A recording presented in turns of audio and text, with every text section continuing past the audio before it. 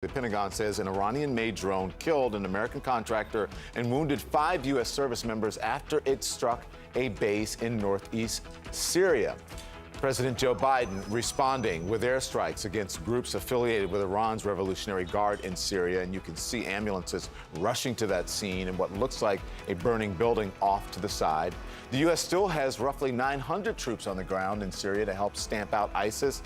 Just yesterday, their commander testifying to Congress about how Iran is using proxy militias to attack American soldiers with drones and rockets. So let's go to our national security reporter, Natasha Bertrand. She joins us live at the Pentagon. Natasha, good morning to you. This breaking overnight. The U.S. military says it's ready to respond, not just to this, but to any additional Iranian attacks if this continues to escalate. That's right, Poppy. And Secretary of Defense Lloyd Austin did issue a statement last night saying that he authorized this strike after President Biden ordered it in response to a series of attacks by these of groups affiliated with Iran's Revolutionary Guard Corps against U.S. personnel in Syria. This is not the first time that the U.S. has conducted these kinds of strikes, but it is these kinds of attacks are increasing, and the U.S. says that it's going to respond in a proportional way. President Joe Biden ordering a U.S. airstrike in eastern Syria Thursday after U.S. intelligence assessed that an Iranian-origin drone killed an American contractor and wounded 5 U.S. service members and another U.S. contractor. Biden authorized the strike, quote, against facilities used by groups affiliated with Iran's Islamic Revolutionary Guard Corps, Secretary of Defense Lloyd Austin said in a statement. The Department of Defense said it, quote, took proportionate and deliberate action intended to limit the risk of escalation and minimize casualties. The U.S. military maintains approximately 900 U.S. troops in Syria, some of which are there as part of a coalition to defeat ISIS. But those forces are often under attack by Iranian proxies.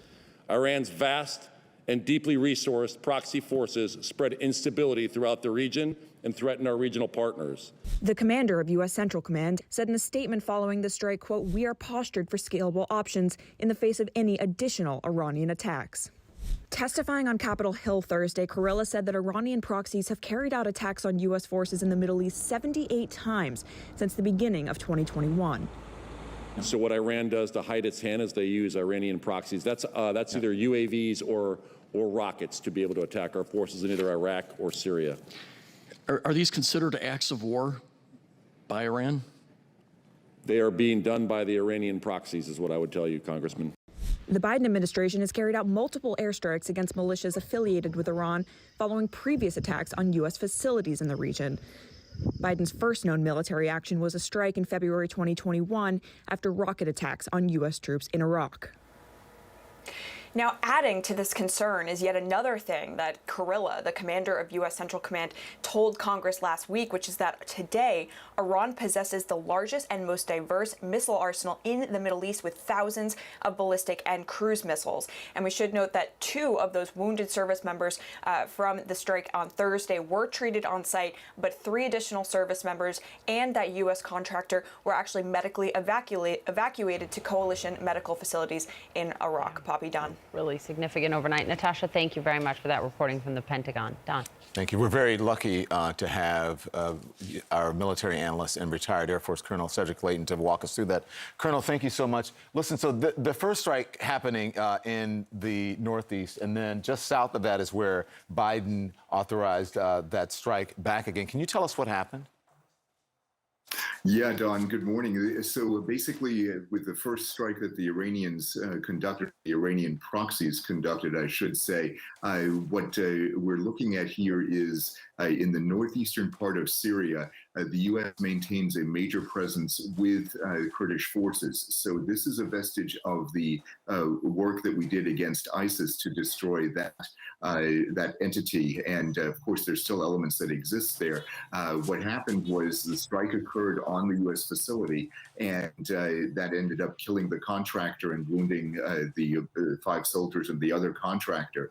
So with that, you see that the Iranian proxies are working very much in conjunction with Iran. And it's also something to note that when you look at the way in which this happened, you can see this happening right after Iran and Saudi Arabia patched up their relationship with China's help. So there's a lot that's going on here, a lot to unpack. But the basic idea is that the U.S. then responded after this strike occurred, and the Deir ez-Zor on the map that you have by you, Don, that was where that Iranian group was actually located. So the attack that the U.S. conducted was right there in more or less in the east central part of the country.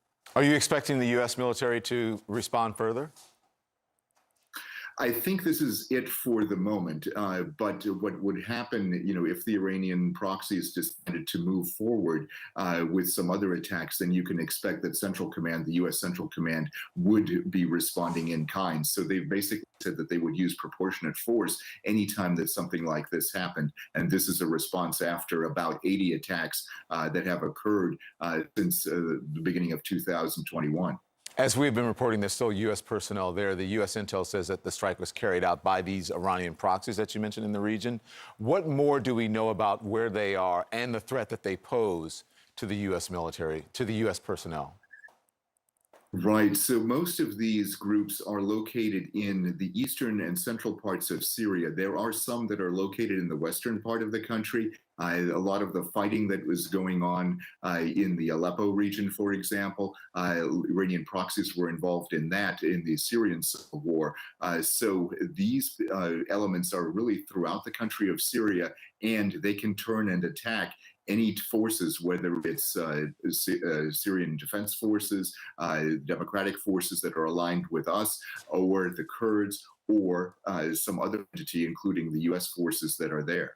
Yeah, just last Thursday, the top U.S. military general for the Middle East testified before Congress that Iran is significantly more military capable than ever. Let's listen, and then I'll get your response. Here it is. Today, Iran is exponentially more capable than they were just 5 years ago. Today, Iran possesses the largest and most diverse missile arsenal in the Middle East, thousands of ballistic and cruise missiles, many capable of striking anywhere in the Middle East.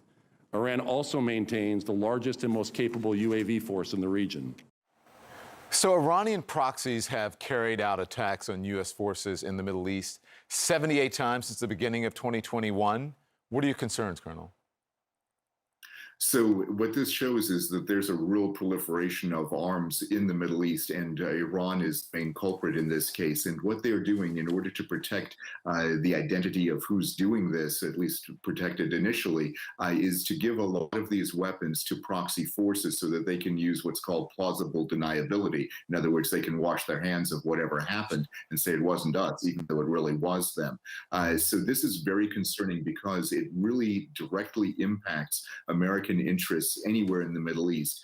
It really impacts the ability of the Kurds, for example, to maintain a relative peace in their region, and it puts at risk any type of peace agreement that was reached in the Syrian civil war. So this is something that is very dangerous and could explode at any time. Yeah. That is Cedric Leighton, Colonel Cedric Leighton. A little bit later on, we're going to have John Kirby. He's going to join us from the White House. Thank you, Colonel.